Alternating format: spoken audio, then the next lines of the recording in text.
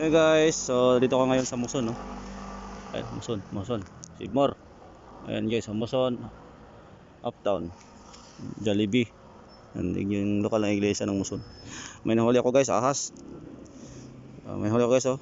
Ahas. Ang pangalan ng ahas ito guys ay bitin. Bali bata pa siya guys. Siyempre may buhay din to eh. Kailangan din natin iligtas, di ba? So bibitawan natin to guys din sa may puno. Ayan. Basta ang pangalan nitong ahas na to guys, yan. Ang pangalan ng ahas nito ay bitin.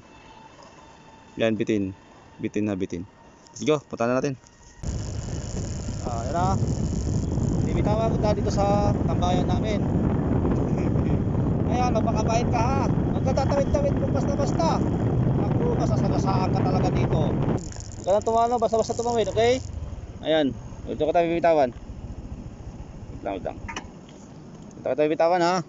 Oh, ano bang ginawa mo? Ito kumapit dyan. Uy. Ayan. Ayan natin dito guys. Ayan, naglalambing siya guys. Naglalambing. Ayan, oh. So ayan, bibitawan na natin dito. Pakabait siya, huwag ka tumawid dito ha. Huwag ka tumawid sa kasada.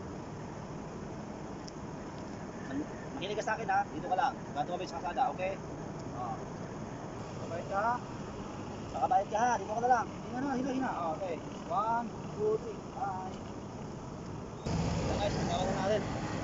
Jubans po tumulak, Bakero Rider. Ship naman ng isang ahas na ang pangalan ay bitin. So yun, kaligtas na naman tayo, no? Dumadaan sa highway. So yun. Ganoon na tayo guys, kasi yan, kailangan din natin silang i-rescue kung maaari.